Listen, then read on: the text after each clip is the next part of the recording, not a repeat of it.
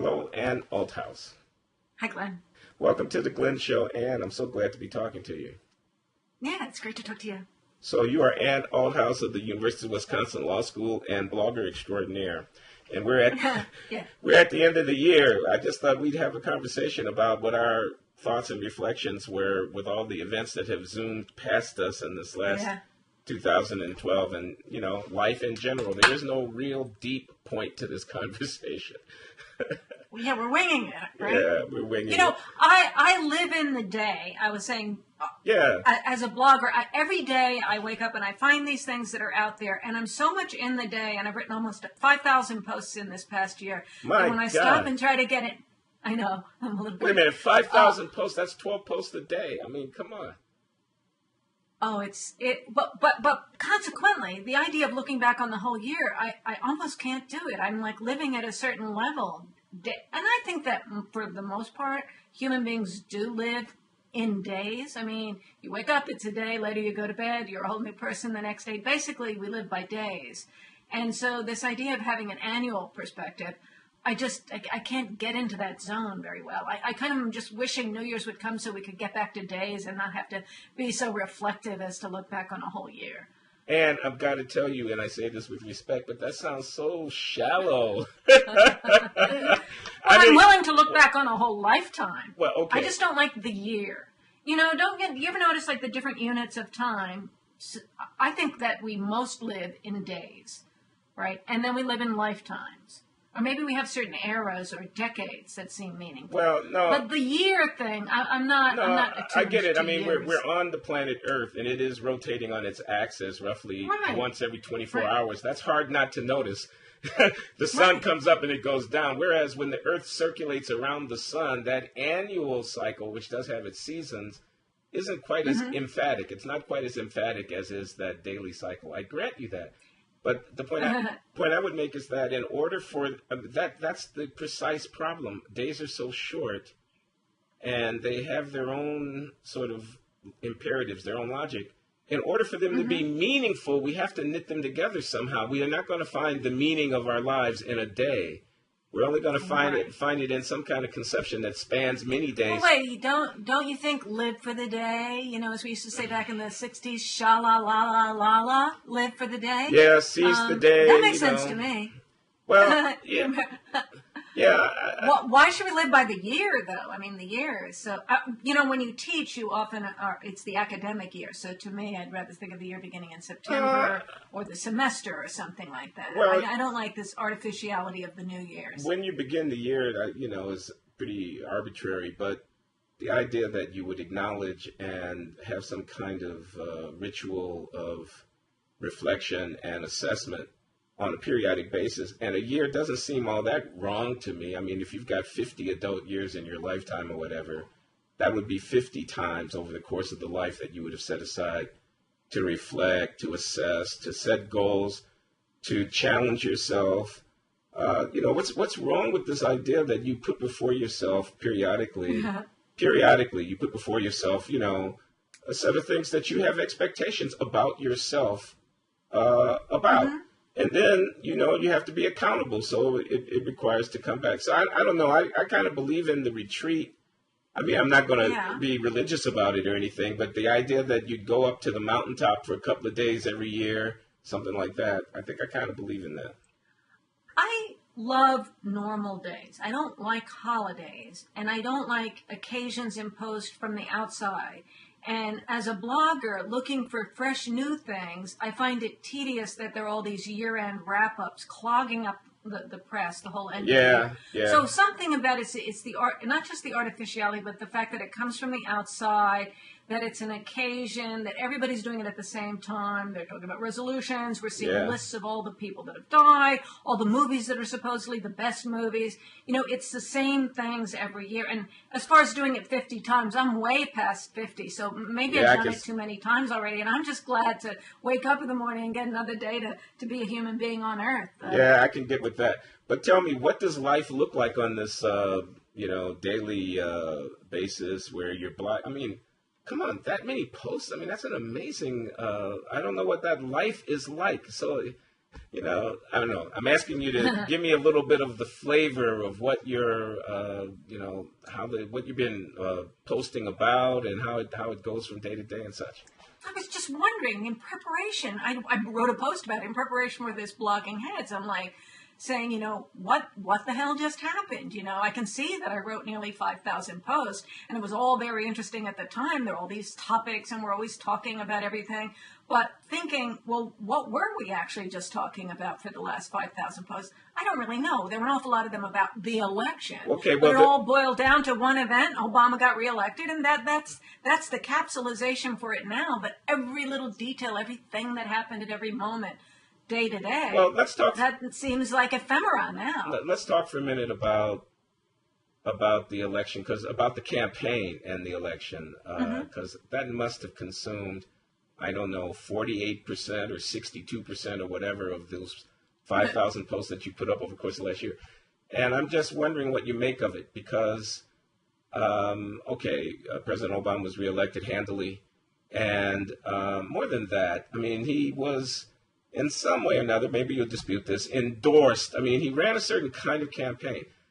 I was out there saying there was nothing wrong with private equity, and there's nothing wrong with restructuring companies, and bank capital wasn't a bad word, and I thought it was demagoguery, okay? Well, it damn worked, okay? Not only did it work, I mean, it has the endorsement of the voters of the American Republic. So something happened there, that was that's worth kind of taking on board.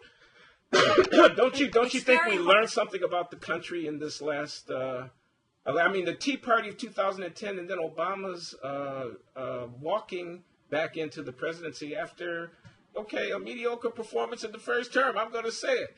I mean, doesn't that tell you something about the country?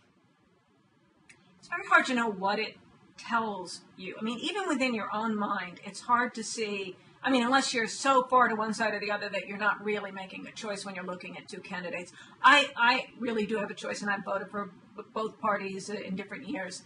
And to me, just trying to observe my own mind and what sways my own mind is difficult to do. I've tried to do that at the end of the election seasons. Where did this candidate lose me or win me? Looking back over what I actually said. I mean, one of the values of having a blog is that I can go back and mine the archive and see how that happened. What was it? And it's often surprising to see, that was where my mind started tipping a little bit one way, a little bit the other way. It's impossible. It's really impossible even to examine your own mind, even when you have a record like that to read.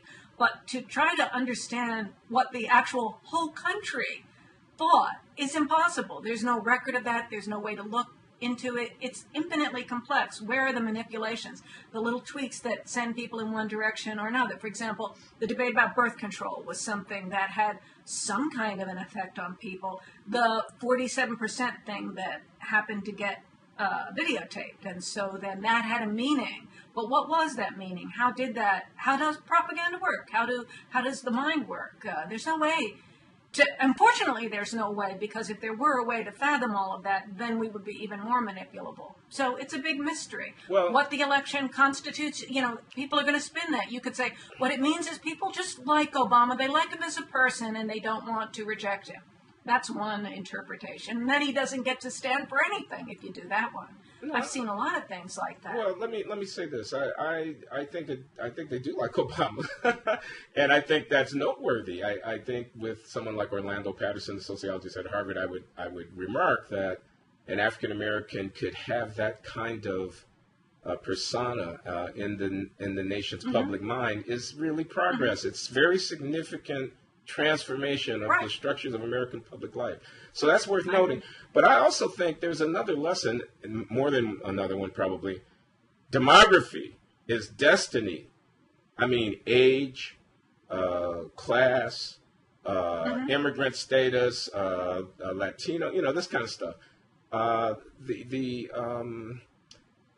fact that the gay dimension and the birth control dimension. I mean, I actually thought when I heard some of these conservatives say, the employer's got to pay for the birth control. I mean, we're talking about however much we're talking about a month. This is not exactly liberating women. I thought, that made a lot of sense to me. But the country said something different about that. The Tea Party is old. It's white. Immigration law is going to be determined partly by a popularity contest of second-generation Hispanics. I mean, that's a very significant thing about 21st century America. We don't even know who we are as a people. We're still negotiating that. Okay. But haven't we always been pluralistic and involved a lot of voting blocks that had to be pieced together? I think we're just getting more scientific about where all those groups are and how they add up in various states and get to the electoral college victory. But we've always been doing that. We're noticing the groups and appealing to them in a more precise way, but how one actually does that is a mystery. I mean, this thing about women and birth control, paying for birth control. Yeah. I mean, if you wanted women to control birth and stop having so many babies and you wanted to incentivize them, you couldn't force them to either have or not have babies. That's women's reproductive freedom. So how can you actually incentivize people holding back on having children? Well, the least you can do is give them free birth control. It's actually very effective social manipulation to get people not to have babies when they're not in stable relationships and not ready to take care of them economically. Something but tells you can't me tell people to do that. Something tells me this is you've written a it's blog a bargain. post. Something tells me, Yeah, Ann, that you've written a blog post on exactly that question. Yeah, well, probably on everything, but you know what I mean? It's a way of making people feel that they're getting something, when what you're really doing is nudging them, manipulating them, massaging them into doing what the society as a whole wants. Now, some people are going to complain about that, but getting those people to complain was effective for the Obama side of it, because when those people speak up and start saying idiotic things about women and their bodies, they're just giving raw material for the Democrats. And the Democrats know how to use it, and used it pretty well, I think, generally. I think one of the most telling moments in the whole campaign last year,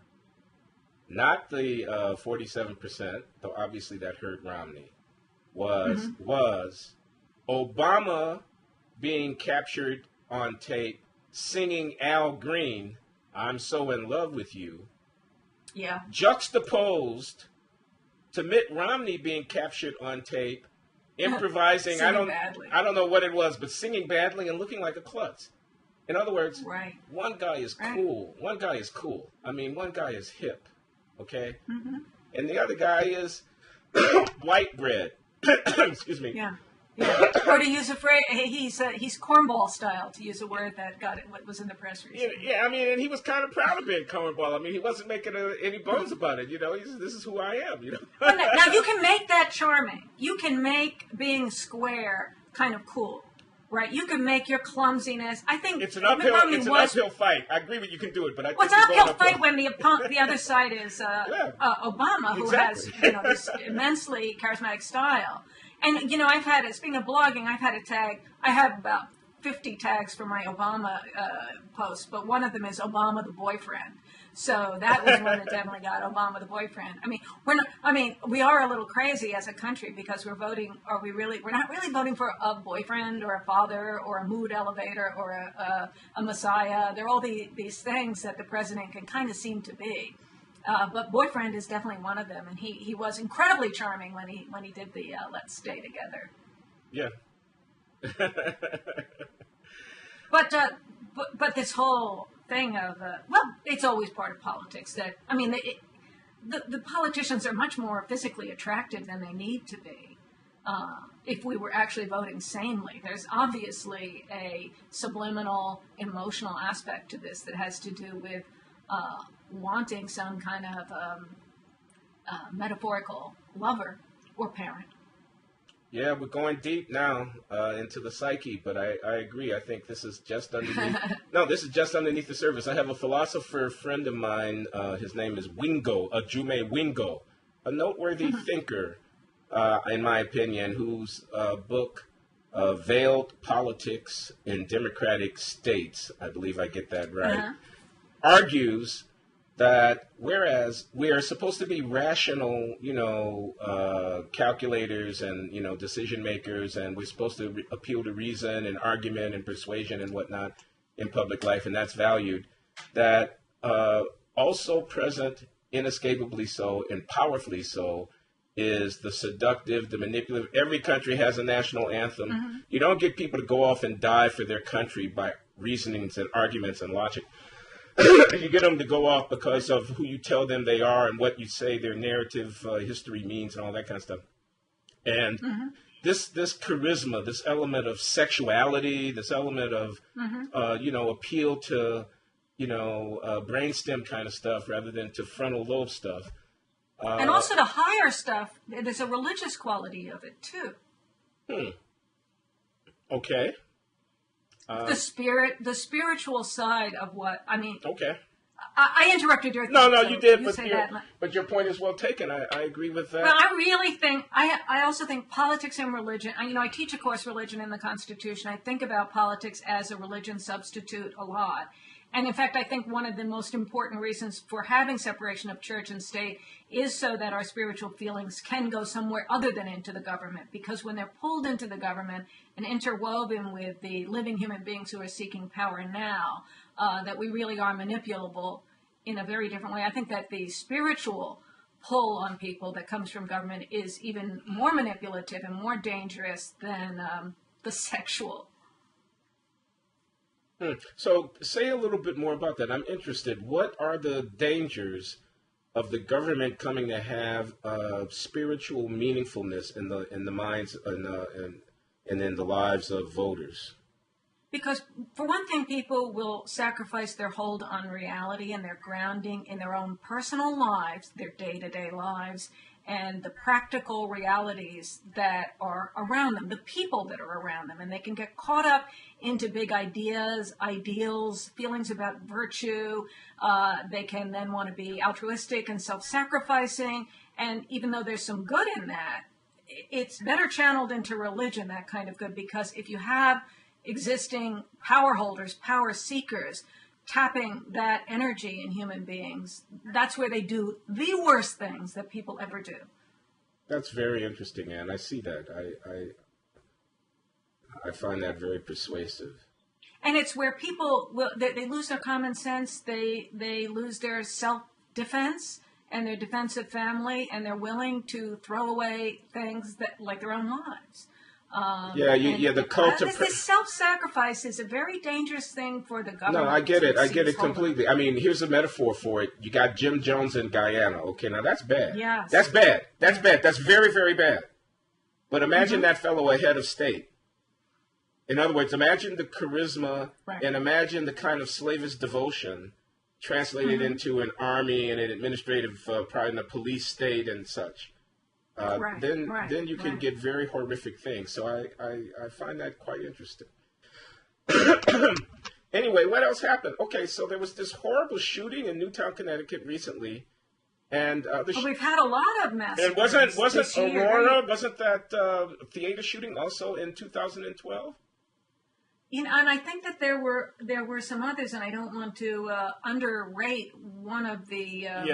We don't want to fail massacres. To mention. I think there were several of them. Okay, so there were, and we don't have the list in front of us, but what do you make of, are we on the, threshold of a very different kind of discussion, for example, about gun control policy, but more generally, and another point, and I'll let you talk, does the analogy of a middle-class white guy going berserk and killing up a bunch of people to a bunch of black kids belonging to street gangs on the Chicago South Side shooting up each other and killing people. The 500th murder in Chicago took place in the last couple of days. That's what I'm talking about. That's a lot. So can we talk about that in the same voice? Do those processes happen on different planets? Or is there any moral connection between the one and the other?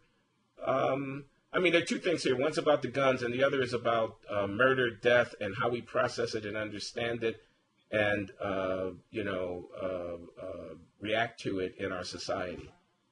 Well, we have media and we have this love of fame seeking, and there are certain kinds of things that one does that are similar to what terrorists do, knocking down the World Trade Center or something like that. I'm going to do something really huge, really vivid, and the news, the regular shows won't even be on television. Everything will grind to a halt as if there was a presidential assassination. And everyone will be talking about it. I'll make everyone feel. So I think it's a little dangerous that the media makes so much of a show out of it, and I think that there's something maybe a little perverse and yeah, I see that. I see prurient about the shows that are done. Well, we the watch. way it's used to. No, I didn't watch. I agree. No. I know you didn't. Do you know the HBO series Newsroom? This is a television show. You don't watch television? Do you watch TV?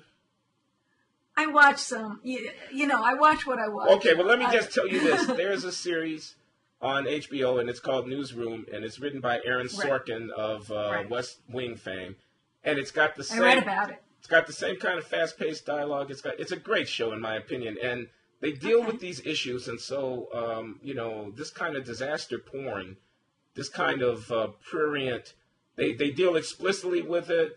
They've got a producer in there who's very high-minded, and she doesn't want to run that kind of thing, but their ratings are going through the tank because the other competitive channel is running it, and that's what people want to see because the viewer is flipping the channel.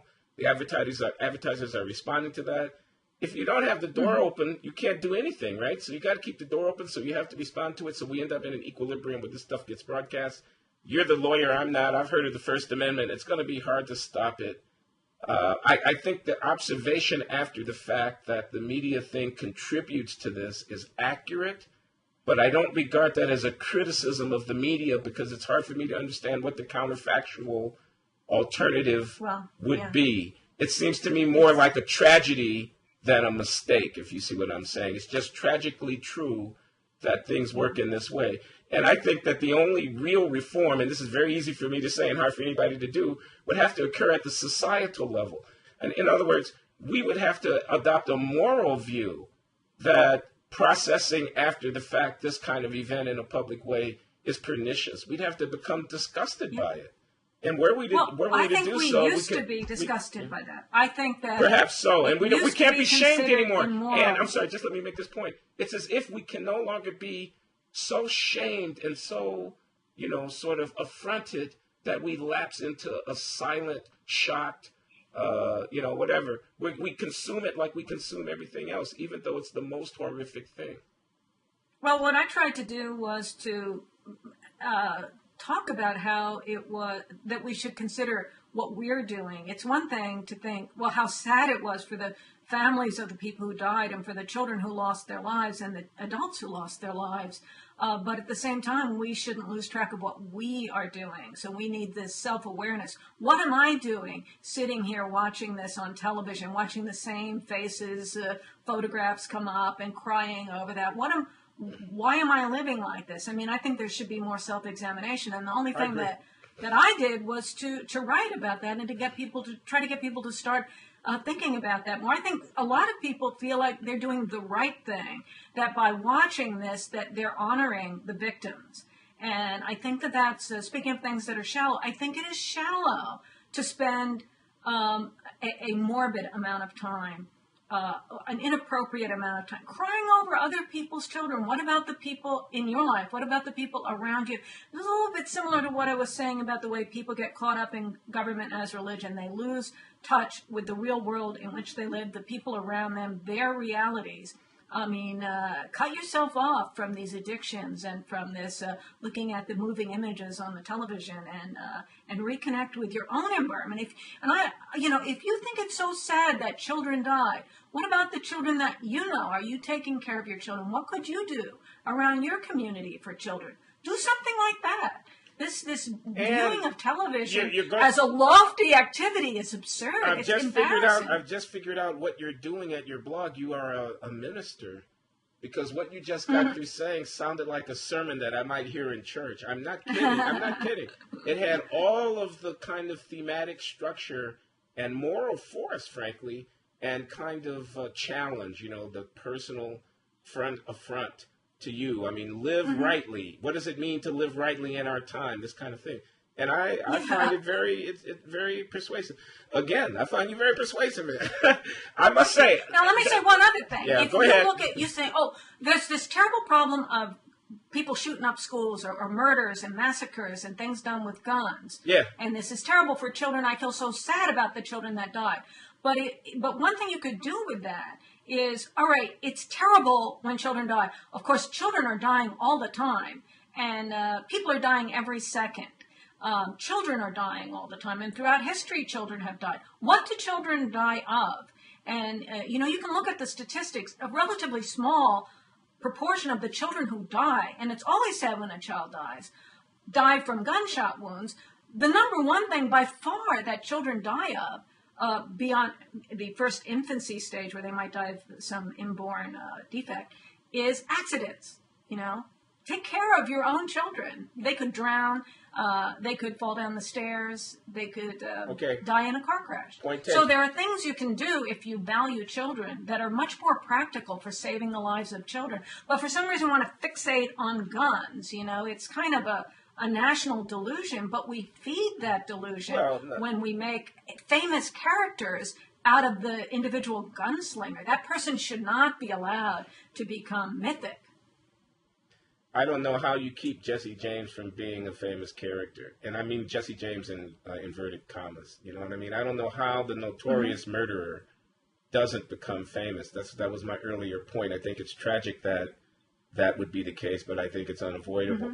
But I want to go back to this thing about kids dying because, of course, it's true. That doesn't negate the force of an event like the slaughter of dozens of kids. That's an event in and of itself. It has its own kind of signature. It's there. And it does have meaning. And I just, you know, I can't help it. I don't view the gun discussion now in the wake of an event like that. And it's, as we've said, only one of a sequence of events of that nature as being a policy question about will we have fewer deaths in per capita terms if we do this or that with gun regulation. I view it more as it's like, I don't know what, if this was the instrument of such destruction, then, you know, restraining that instrument, whether it be the size of the magazine or the automatic weapon or whatever, is like a symbolically valuable gesture. I mean, it is the negation of this other argument. The other argument is self-defense. If I've got that automatic weapon, I can keep the guy who's heavily armed from being able to enter my home. And I kind of want to. That's a claim. It's not really a policy claim. It's not really a factual claim at all. It's kind of a stylistic. It's a value assertion. It's kind of like, how do I want to live? And you want to live with your gun cocked. Well, I want to live with your gun in a museum case. Okay, so I want to make the opposite symbolic statement. Not as a policy matter, but because of revulsion. Revulsion.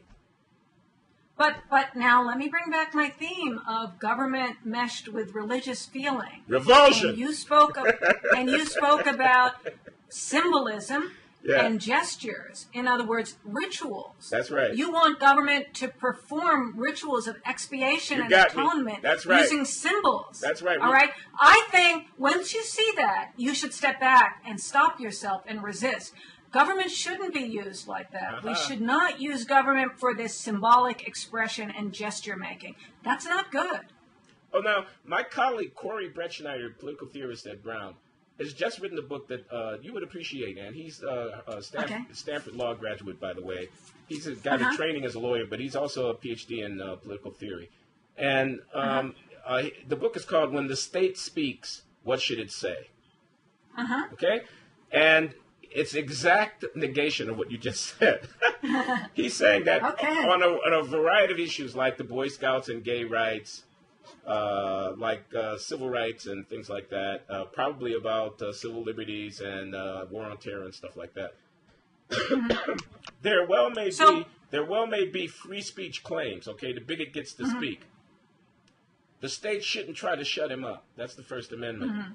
But the state definitely doesn't have to echo his message. The state can use its governmental authority to put a different message. Okay? When the state speaks, what should it say? Don't shut up the bigot, but counter the bigotry by, for example, denying tax exemption to Grove City College or whatever it was that didn't want black and white people to date or something, or to the Boy Scouts if they don't want to let gay people be scoutmasters or something like that. So I'm not asking you to agree with that. I'm just asking you to appreciate the symmetry between his claim about what the state should be doing and your claim about what the state should not be doing. But I'm going to get that book. I'm going to get it on Kindle. I'm going to try to blog about it. It sounds like it has a lot of the kind of things that I'm very interested in talking about. Yeah, I think so.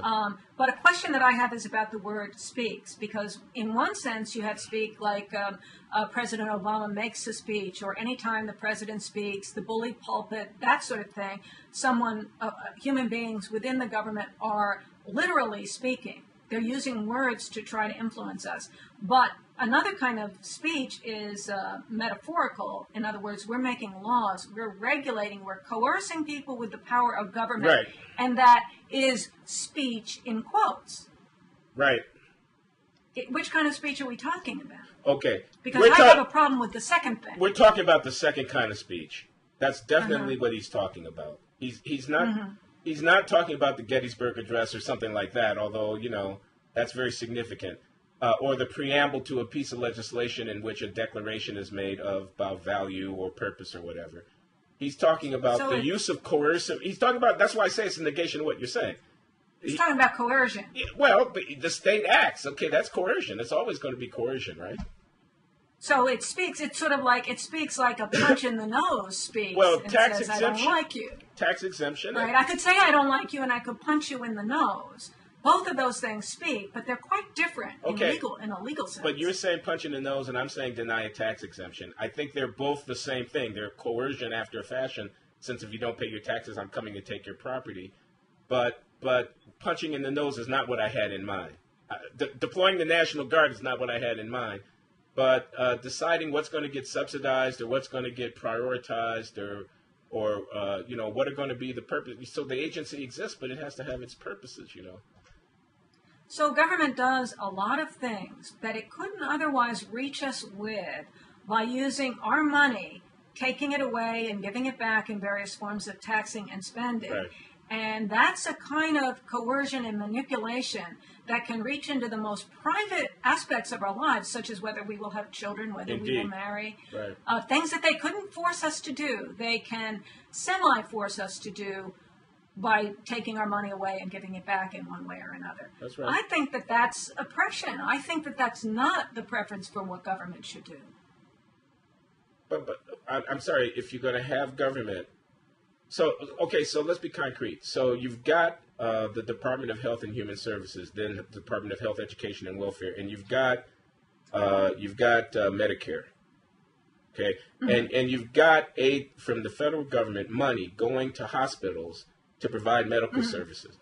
Now you might or might not be willing to let a hospital qualify to be able to receive these benefits. You could. That's a policy choice. The hospital has segregated wards.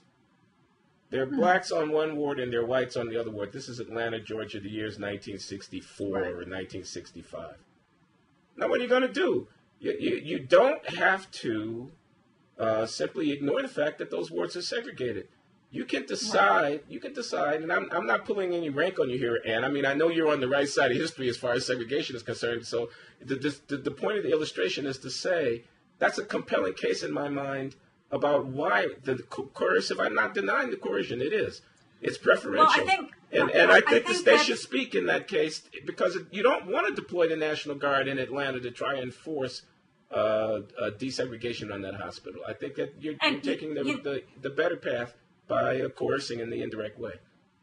Well, now, earlier in the conversation, I was saying that I understood making birth control free because it causes people to restrain themselves from having children. It incentivizes that. You did. So I'm not saying I don't support any of those incentives. I'm just saying that we should think very carefully about putting government in the role of manipulating and massaging personal decisions of that kind, and be careful about what we do. But certainly in the case where the government is spending money on something like paying for health services, that the role of being able to specify what they're willing to pay for, and that they're not willing to pay for services in a hospital that segregates or something like that. I think that that's more justifiable than tying tax benefits to things that are unrelated to that as a way of trying to push people around. For example, putting you in a much better position if you're married than if you're unmarried. that affects how much taxes you pay. The taxes you pay have nothing to do with you being married or not, but it's just something they want to incentivize or favor one type of person over they want to promote. I have more problem with that. I mean, I think there are well. lots of things in these categories. It makes up a huge proportion of what government does, taxing and spending with all sorts of conditions and categories and classifications. And I don't want to say none of it should be done, but I think we should be aware of it and think very hard about using government to vastly channel money and replace private choice or coerce and compel private choice. Point made, Professor Althouse, duly noted. I want to talk about something else now. I want to go back to this, the 500th murder in Chicago and the drug-selling gangs and these kids and retaliation killings and random drive-by shootings and all this kind of stuff. The sort of inner workings of urban violence amongst African American and Latino, largely low-income youth. It's a much discussed subject. I don't mean to open it for the deepest exploration, but I just want to say I want to contrast the accumulating body count of that kind of social phenomenon of kids of roughly the same or similar ages to the kids who were mowed down horribly in Newtown, Connecticut. And the sense in which one galvanizes a national conversation around matters of policy that bear on, in one way or another, these events taking place. And one senses the loss, feels it as a tragic loss that must impel us, politicians making speeches, media giving googogs of time, a sense of urgency being created. And in contrast, the mundane character, the kind of almost unnoticed nature of it, et cetera, et cetera. Now, I'm not going to, here in saying this, try to make the, what might be the cheap point, well, those kids are black and so the society doesn't care. Well, it might be true, but that's not the point that I'm making. I'm really trying to say, why is there such a difference in the response? And one thing that occurs to me is that it has something to do with innocence, okay? And there I want to make a critique, okay? That whereas the innocence of those who were victimized in Newtown, Connecticut is palpable and beyond question, the innocence, comparable innocence, I will insist, of those who are dying in the hundreds on the streets of Chicago and like cities at the same age to gunfire is hard for people to see. I'm making two claims: that they are innocent, right, and that it's very hard for us to see that. I wonder how you react to that. Well, maybe people imagine them being teenagers rather than kindergartners. I don't know the age groups. Okay, well, I'm sure that they are older. I mean, I'm sure that the kids who are being shot in Chicago are older than the kids who were in a kindergarten. No doubt about that. So there's a loss of innocence. I'll take that point. Okay, yeah. But go on. So I think that there's that. But another thing I would think is that there's a thought that we're talking about people who are in a part of town that we can avoid. We don't have to go to that part of town. We will avoid it. We can get an app on our iPhone that tells us how to avoid it.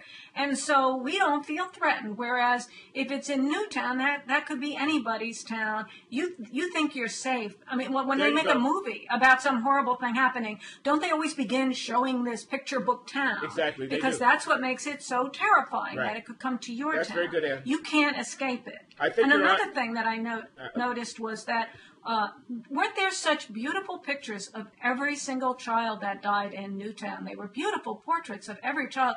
Everyone looked so idealized as a child, whereas when some child in the inner city is killed, often they don't have a picture of them alone. They have other people next to them, or it's a grainy, blurry picture. It's not a beautiful portrait. It's almost like the child never even it came into focus for society. That's beautiful. They're not seen. I mean, they're literally let me react to those. in a very sharp way. I think you say two things that are really important and interesting and poignant. I mean, the second I think is poignant, that they've never come into focus for us. I think that's quite true and touching. And that they are in a place that we would not likely be, and therefore what happens to them is not something we can imagine happening to ourselves, and so we're not as empathetic. I think that's also absolutely true. I believe that all of this is captured by a phrase that one might find carelessly being used by a commentator and observer of the inner city carnage, which is that they're doing it to themselves. They are doing it to themselves. It's not something that could happen to us. Because, of course, the presumption in the formulation they're doing it to themselves is that they are not us. That they are not us. And like you said, that everyday town, I mean, everyone imagines perhaps that could be where I'm living. That's that's America. But a family that's living in a public housing project or in some kind of tenement somewhere that doesn't even have a photo gallery of where are the baby pictures and where the kid was 4 years old and whatnot. They don't even have that to be able to present in the wake of their kid's demise. They are not us. They don't belong to the same network of affiliation. We don't imagine ourselves being them. I believe that that's right. And I think that is a horrible thing to say about our society. It's worth blogging against.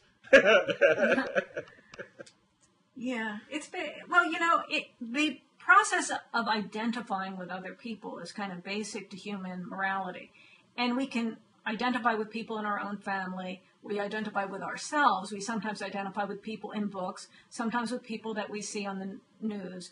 But we have incomplete identification. I mean, it's just a human flaw that we identify as far as we can, and we don't go farther. And so I think maybe things that cause us to feel some identification, some empathy are getting us somewhere, but it's maybe expecting too much for us to be able to identify with everyone in the world. And we sort of pick out little spotlights of empathy focuses, and then we go there. But I think that if we systematically avoid empathy with certain things, we don't want to have to think about problems that are just too we don't have any ideas for how to solve them. I mean, part of the thing with the gun control post Newtown is that people feel like I need ideas to solve them. Even if they're only gestures, I want to feel like we're fixing this, as opposed to, they're just some really sad problems, and they're never going to be fixed. I just thought of something else that happened last year that I think we should discuss, and that's Benghazi Gate. I saw your conversation with Robert Wright, at least part of it, in which he took you to task at one point in the discussion for whatever it was. And I'm not asking you to reprise that. I don't want to reprise that at all. But I do think the phenomenon was interesting. I guess you have to. I'm not asking you to parse your conversation with Bob. I guess you can't avoid reprising to some degree your reaction to the whole sequence of events, the death of the ambassador and such, the political controversy afterwards. The role played by Susan Rice, the way the media processed it, and all that. It's hard to avoid that. But that's yet another thing that didn't stick to Obama. Yeah. Right? Yeah. And it's also something that people didn't want to look at and see that fell below the visibility. There's certain things that rise above the point where we're able to see them, and other things that we don't want to see. We don't want to think about it. I mean, look how we don't, speaking of old blogging heads, I have a blogging heads from January 2008 with Emily Bazelon, in which she was so sure that Obama was going to close Guantanamo. And I actually made by the end of that year, by the end of it was January 2009, so he was just getting inaugurated. By the end of 2009, of course, Guantanamo would be closed. He had to close it. I mean, you put people there and you don't see them. And of course, when a Democrat's in power, keeping the place open, everybody stops. When Bush was president, it somehow was more visible. When Obama's, a lot of things can be done with Obama being president that Democrats would normally, and the media would normally shine a light on and criticize. Well, what you're saying because they support Obama, they don't let us see things that if they were going on during a Republican administration, there would be a spotlight on them. I was going to say this is correct. I agree with that 100%. I think it actually goes deeper than that. I mean, I think that the whole anti-war critique, I was against the war in Iraq. I'm still against the fact that it took place and think that it was a mistake and really a kind of almost a crime against humanity. I mean, that's too strong, and that's rhetoric, and I don't want to get into name calling. I just think, all the refugees that were created there, all of the people, all the civilians who died there, the total massive violence that took place there, rationalized and justified in ways that proved to be so phony and untrue that I just, I just think it was okay. So I think it was wrong. I think it was a bad thing. Now, they could work up, they being the left, quote unquote, I just mean, or we, okay, progressives, could work up quite a snit about that. And George W. Bush and Dick Cheney and Donald Rumsfeld and all these, quote, war criminals, quote unquote, and we were going to go after the people who ordered torture, and it was very important to get them and whatnot, okay? So now, Obama is president. Drone strikes galore, okay? We just have decided. Things you don't see. We've just decided that we can kill anybody. We've decided we can kill anybody we want, anywhere we want to kill them. Okay? He's not accountable. The guy who's ordering this, the killer, is not accountable to any court anywhere. Okay? He brags in the New York Times, his people do, about how close and personal attention he gives to the killing. Okay? Now, where is the critique? I mean, Glenn Greenwald. I can't almost think of anybody who is saying this is a friggin' outrage. This is something that ought not to be happening in our society at this time. Amy Goodman. I mean, I can't think of anybody who's going to say this. So how foolish a politics, how silly a politics that meters out its moral outrage and its condemnation and the critical edge of its judgment based on personality. George W. Bush, you didn't like. Barack Obama, you like. You're a fool. That's my reaction to that kind of journalism and that kind of social criticism is you're a fool. I agree. I mean, if you supported the war, that was one reason to be for Obama, because when the Democrats were on the outs, they would stand back along with the media and criticize everything that they could. Everything would be presumptively criticized. Then you bring Obama in, and all of these things that were so terrible when Bush was doing them are suddenly perfectly fine, or we don't even need to talk about them at all. I mean, the drone strikes. Imagine if Bush had been doing the drones. Imagine if Bush sat in his office and had a list and pointed at the name where he wanted and leaked it to the New York Times today, along with everyone that happens to be around him. You're right. There would be a national nervous breakdown, apparently, in the press. You're quite right about that. Who's the woman who writes in the New York Times all these snarky columns? Why can't I think of this woman's name?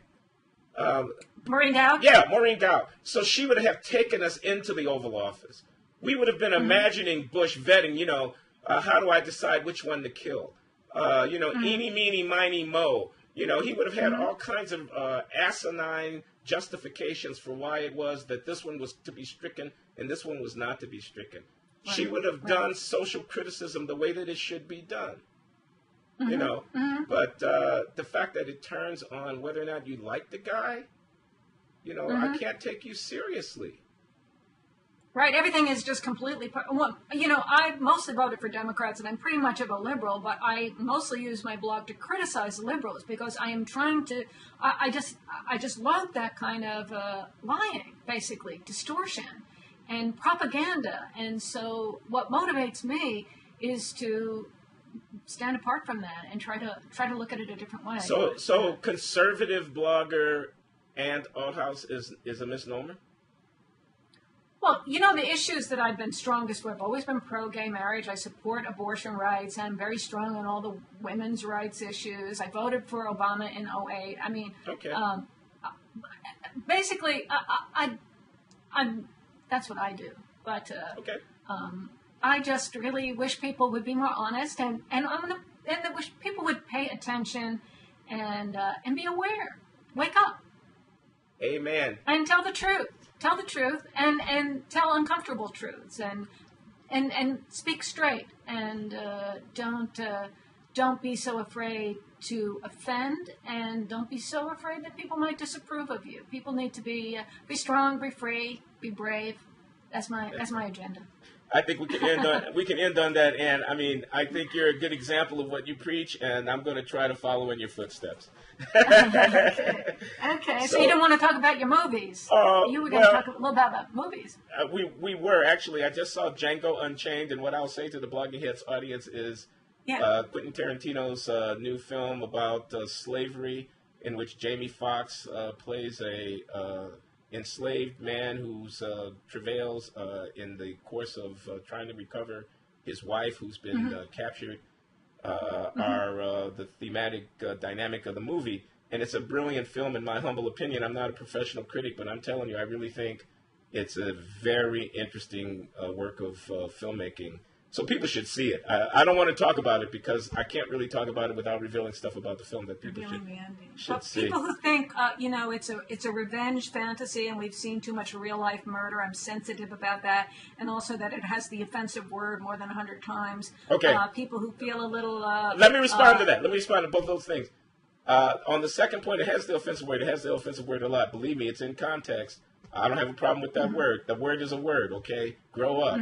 I agree with you. It has the offensive word. But you just walked into a movie theater, okay? It took you back to 1864 or 58, 1859, whatever it did. Grow up. That's a word in context, and it's only used in context. It's not used gratuitously. It's used the way it's used. I mean, that's the word, okay? So I tell them to grow up. On the issue of revenge, I think I don't want to talk too much about it. But, slavery was horrific. Now, you're going to make a film about slavery. That's a very difficult thing to do. Okay? It's a very difficult thing to do. So I think you need to understand that in that context. I believe it works. People are going to have to make their own minds about it. But I believe it works. That was a very hard thing to do, to make a film, a morally, reputable, commendable, decent film about slavery. I think that's a very, very difficult task. So the revenge stuff has to be viewed in that context. Well, that's a great and valuable endorsement coming from you. That means a lot.